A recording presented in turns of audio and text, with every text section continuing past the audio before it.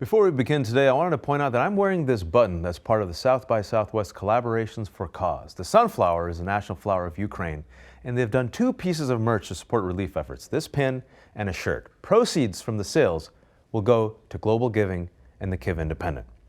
Our next guests are all embroiled in a bitter civil war in a futuristic Manhattan. Please welcome the cast of DMZ, Benjamin Bratt, Hoon Lee, and Freddie Miares, and executive producer Roberto Patino. Thank you. Thank you for joining us. Thank you for Rosario's not here, but it's okay. I think we'll be fine. We'll be fine. We'll be okay. It will be okay. Thanks for joining us live. It's the first time we're doing South by Southwest Studio. It's the first time in 3 years with actual people.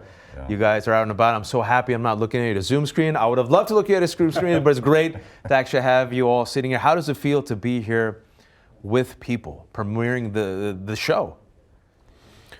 I mean, I'm going to throw it to anyone, but you go for it. I think, during the pandemic, I developed a bit of social anxiety just being isolated for so long. And, now that I'm in this, phase where I'm socializing in flesh, seeing people's faces and all that, it's a breath of fresh air. Freddie was just pointing out that it was 2 years ago Tomorrow. 2 years ago tomorrow that we wrapped the pilot of this show. So we were the last show that got shut down. Right before. But I mean, we didn't get shut down. We managed to get it into the can. Right. The day before. But it was tomorrow 2 years ago.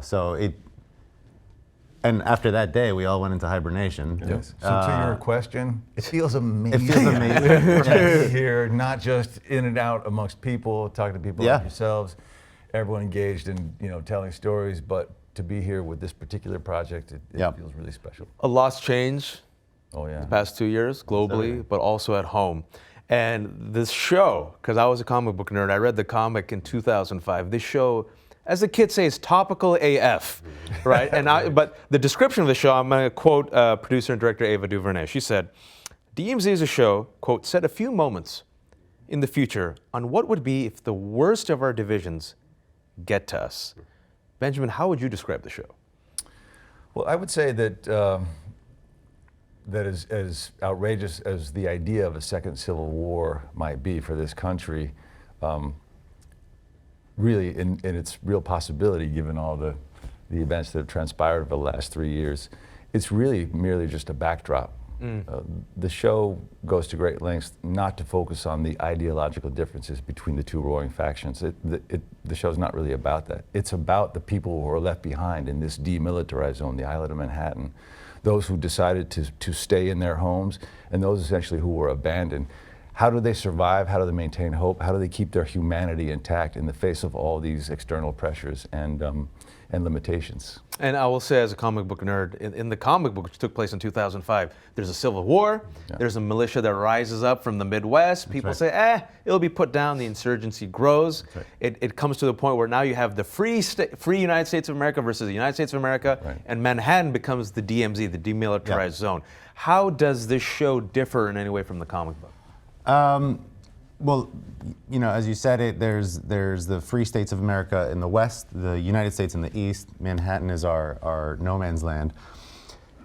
And look, I don't believe this country is going to go to civil war. If you ask 10 different people how it could get to civil war, you're going to get 10 different answers. And in truth, I did not want to preach from any sort of soapbox. I'm not interested in the politics. I'm not interested in the how we could get there of it all. I really wanted to tell a story about humanity, human resilience, and about people coming together. So this show assumes the war, is set against the war, but there's very little war in. It's the aftermath. There's actually no war in the show. The war, the soldiers, all of that are whispers. They're ghosts in the periphery of the DMZ, and we focus on the DMZ, the people of the DMZ. And it's a very, very, layered, super complicated context, but what the show does is really just hone in on a very simple story, which is a woman sneaking into the DMZ to find her son, whom she lost on the evacuation. And that's Rosario's character. That's right. And she's connected, we'll find out, I'm not gonna give any spoilers, to several of the characters. And Hoon, you're a character whose character has interaction with Rosario's character, but you are the leader of Chinatown. Which is a great way. Congratulations. Thanks very much. Down in DMZ. Finally, all that hard work. Finally, all that hard work paid off. But oftentimes fiction, especially fiction which speaks to the moment, science fiction, fantasy, it reveals our current state. And you were, if you don't mind, you were telling me right before we started that when January 6th happened, you were like, you texted Roberto, you're like, yo, we got DMZ dropping. Yeah, I have a lot of friends that aren't in the business. They don't necessarily know how far in advance a show has to be planned, how far in advance the comic was published, and that it turned out to be quite prescient, So when you look at the situation that's occurring today, you realize that we're sort of kidding ourselves when we take too casual a stance with our own democracy and with the state of our own security, the state of our well-being as a nation and as individuals. And if there's any good to come from strife like this is something that I think our show speaks to. It's the idea that in the aftermath of such trauma and turmoil, there's an adaptation that can occur. There's a way to explore further into alternatives that go beyond what we already know how to do, which is essentially kill each other, right? So Alma emerges in our story as an unlikely source, because her story is so personal, as Roberto was saying, as an unlikely lens to sort of see the conflict and start to really conceptualize and think about what does it mean to find a different way, to find a different path through it. And it's easy to flatten people in a moment of crisis. Absolutely. Especially in a civil war. Yeah. Enemy, good guy, bad guy. But there's nuances, and you see flourishes of the nuances. And Freddie, your character, scary dude. Yeah. All right, it's a scary dude. How'd you bring out those nuances? Because it's teased out that this man built in the aftermath of crisis. There's a softness there as well. It's not pure villainy. Yeah, I mean, Skell, he's a younger cat, and he was around during the evacuation. He has, remnants in his memory of the life that was once, the United States before the Civil War. But the DMZ has, for better or worse, converted him into the boogeyman of the DMZ as a means of survival. And the beauty with Skell is you do capture the nuance of what this, the circumstances of the DMZ does to individuals. The DMZ creates the truest self of an individual. In this case, like for example, Wilson, he has now exploited the ways in which he can thrive. And Skell works for, I would say, the capo of he's the right-hand man to Parco. Yeah. And, Parco has trained me as a militant to exact his dirty work. And that's what he, is trained to do. That's how he's learned to function in this new world. But he's also an artist, and the beauty with art is that it captures history and it preserves, what was once before, and also, hints at the potential for the future. And so I think when I was working on Skell, I had to consider that the duality of this character, where he exists in between. And it gives a richness to it. Absolutely. And Benjamin, you could have easily said, all right, man, this is my time to flex as a strong man. I can be the villain of the story. But your character is also taking advantage of a situation, I would say in criminal ways, exploiting the situation for power, for authority. But then how do you bring humanity to a character who then sometimes brings out the worst in other characters? Right. Well, it needs to be said first off that Parco is simply engaging in good old-fashioned gangsterism.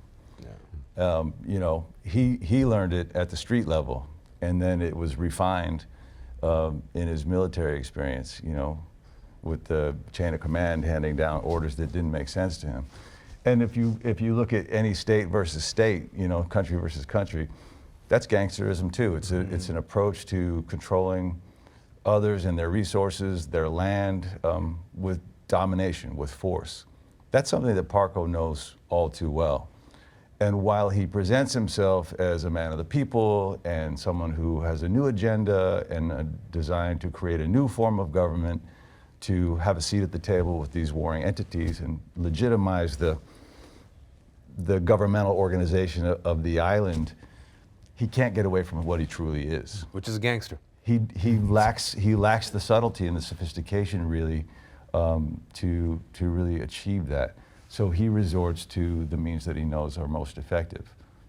Now, what that says about him and who he ultimately is, I'll leave that up to question, let the viewers decide, but it's something that's very familiar and very scary and something that he can't help as a mentor to scale, but pass on down.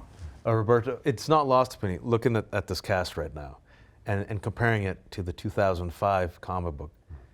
This is a rich cast in terms of talent, but also color. Yes.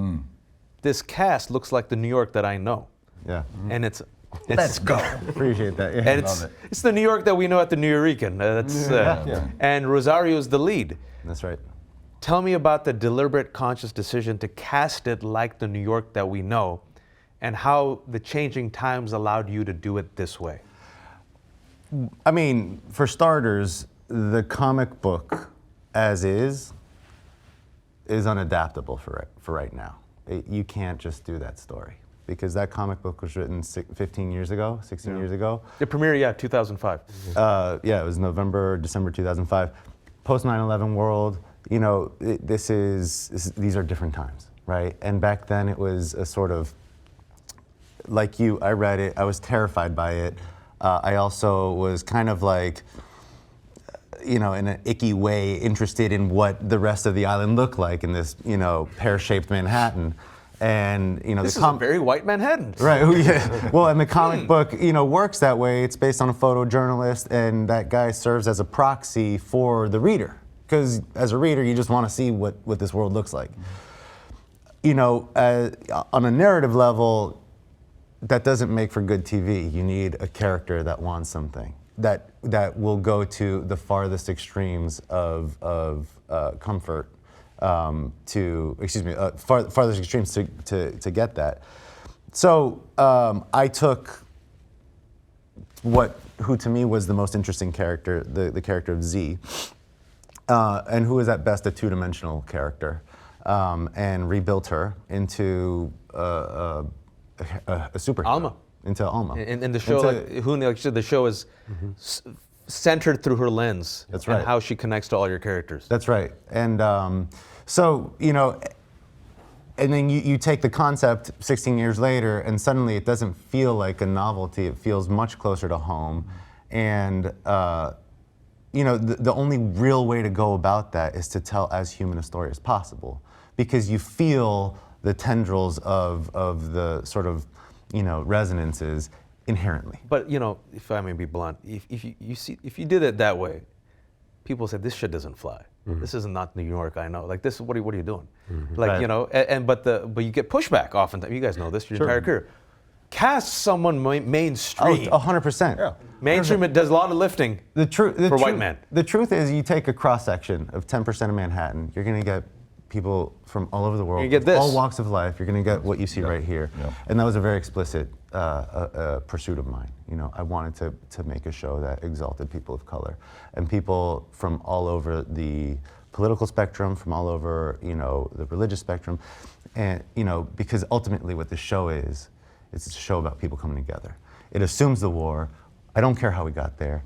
We're in it, and it tells a story of what happens next, which is a story of humanity finding a way, right? Yeah, so I could tell you my crew here saw the screener. They didn't send me a screener. It's okay, but I'm not bitter. But I'm just a lowly host. You seem fine. I get €1 a day. It's fine. I'm happy. I'm not complaining. But they immediately were like, yes, diversity, richness of characters. Like, you feel it. Like, good representation. It's meaningful. It's meaningful representation, not tokenism. And there's something you said about survival, right? Relationships that happen after the pandemic, that relationships that happen after the war, that the show really focuses on. Right. And what is it about specifically these shows that we're witnessing right now, the rise of post-apocalyptic fiction, that you think is just resonating like with audiences? And that's for all of you. You know, I'll let you guys answer in a sec, but I feel like there's two things to that. You know, I think it's easy to go there, right? Because we're living it, or living a version of it. But also, you know, I really wanted to take DMZ, which is inherently post-apocalyptic, and run in the exact opposite direction. I don't, you know, we shied away from the blue, gray, sort of bleak palette. There's green. You know, it's super saturated. Yeah. It is a colorful place. It looks lush, even if you see the trailer. It's lush, exactly. There is a market, a barter market, where people are trading goods. The music of the show is, you know, you're watching something that is harrowing, but you've got this music that is, you know, pulsing and vibrant. So I you know, really wanting to hone in on the idea that life does find a way. You know, we carry on. But yeah, I'll cede the floor. I just wanted to circle back to your original question. Go for it. Which is, as I recall it, how do we feel, and how does he, as the author, feel about the way his world is populated? I can't tell you, as an actor who's done this professionally for more than 30 years, what a relief it was to finally be amongst almost to the actor a wildly diverse, inclusive collection of artists who once and for all were front and center, not just in 1 hour of television, but 4, where it felt as natural as I always had hoped it would be. You know, I think most of us in it have at one point or another been the exoticized other on the periphery of a more mainstream Eurocentric narrative, and you make a living, and you get by, and you're thankful for the blessings you had, of the jobs you've had, and whatever you've attained. But this was different, because you would show up at work knowing that you were supported by Ava first, who in her mission and with all of the real power she's attained within the industry, is to create opportunities both in front of and behind the camera for people of color, like creating indexes of crew members from diverse backgrounds who can now be a part of the storytelling from behind the scenes, as well as her emphasis on illuminating our stories as part of the main narrative of the story. And then you'll hire a guy like this who is also down with that mission and owns it as a part of his intent as a creator. It's really not only relieving, but it's really it's reassuring ultimately, because with the lack of representation we've had, I know my children will grow up seeing this as totally normal in a way that we didn't have that opportunity to enjoy when we were kids. And it's not diversity for the sake of tokenism or checking boxes. No. It's integral to the story itself. That's you cannot tell a story of New York That's right. with just white dudes. And essentially, it's the good news. No offense to white dudes. Some of our favorite friends are white dudes. It's a very safe space for white dudes. And it's not done by waving a flag, but look at us, how inclusive and diverse we are. He's just telling a story of human beings. Yeah. And the more we do that, I hate to even use the word, the more normalized it is. Like, it makes us human to others who have, for years, not perceived us as But isn't such. it wild? You know, it's the same in my industry as either a writer or as a host, that we're so content with the lowest hanging fruit. We say stuff like this: they humanized us. I'm like, yo, last time I checked, I'm a human being. That's right. But in the absence of humanization, you get so desperate for that nuance. You don't have to be a saint or a villain. That's right. And who, you know, as an Asian American, being a consumer of pop culture, I loved it. There were not leaders of Chinatown. Yeah. You were the guy who got killed, or you were the guy who showed up for a second, or you were the sidekick. That's it. Yeah. And so taking on this role as an Asian American man in this show with this type of an ethos, how did that feel?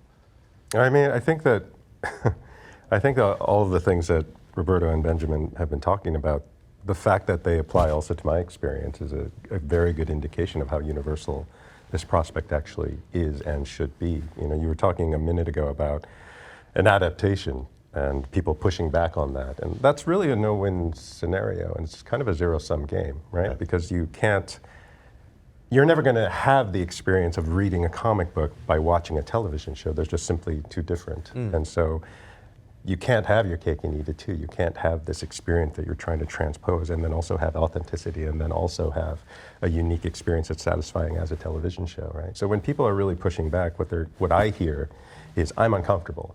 I'm uncomfortable with something. And that's fine, because that will go away. It's not that big a deal. Relax, take it in, and then watch what happens, because that resonance is going to happen. We are simply not different enough for it not to happen, right? That discomfort is the part where people become afraid, and the fear is what's killing us, right? Because if we don't have this fear, then we're open to ideas. If we don't have this fear, then we can hear another side of an argument. And so I think that when I hear pushback, I go, we were probably on the right track. That's a good. Yeah, this is good discomfort. Yeah. With the final minute that I have, I could talk to you guys for another 30 minutes, but you guys are famous and attractive and make more money than me, and you're going to leave. It's fine. But the final minute that I have, attractive. I want to ask all of you, I'll start with Freddie. What's giving you joy right now? In just my regular day life. We're going through a lot right now. We're going through a lot. We're going through a pandemic. Yeah, I mean, I think that's a astute question to ask, because there is a lot right now that's being fed to us that is negative or fear mongering. And for me, joy, where my joy is right now, it exists here in the present moment, being with these gentlemen, having the ability to share this work that we spent 2 years, in some cases 3 years of our lives or more, very invested in. And 5, yeah, I mean, just being here right now is bringing me joy. Having my family healthy, safe, my friends, supporting me, that's bringing me a lot of joy. Roberto? I think two things primarily. One of them is my family, my kids and my wife, and just kind of like you said, you're getting so pummeled with just really bad information, bad stories going around the world that it's really, I'm very grateful to be able to take deep breaths and to kind of wrap my arms around the people I love and say that we're okay right now. The other thing that I do get joy from is partially a challenge that, the reason Ava and I connected on this show was a studio blind date, and the reason we gelled immediately was because I have this mission where I want to exalt people of color. In every story I tell, moving forward, and in the past, but moving forward, it's going to be predicated around a very colorful, inclusive crew and cast. And and she shares that as well. So we became very good partners, but I'm very kind of emboldened. We still have a very long way to go. There is change that we see, but I am emboldened. But this is an awesome step. This is an awesome step. Yeah, and I find joy in what I've got planned for the future, and in where we as a community are going. Well, my producer Doob says, I gotta go, but I'm gonna get it from you. What's giving you joy? Straight and simple, my wife and children are my greatest constant source of joy. We extraordinary challenges and extraordinary times are what is required for extraordinary change and extraordinary people. So as dark as things are now, there's an opportunity looming to move forward and be better globally. So as painful as it may be, I try to keep my eye on that. As we say, inshallah, God willing. As I leave, when can they see DMZ? Thursday, March 17th. Thursday, March 17th. Dropping on HBO Max. HBO Max. HBO Max, DMZ, read the comic, but better yet, watch the show, ladies and gentlemen, on HBO Max. It screens this afternoon at the Paramount and online Sunday morning. Check SXSW.com for details. And don't forget, you can watch all of our studio interviews on the South by Southwest TV app, available on Apple TV, Roku, Android TV, and Amazon Fire. These interviews are also available on our YouTube channel at youtube.com/SXSW. And for a complete list of our interview schedule, check out sxsw.com/studio. I'm Wajat Ali. Thanks for tuning in.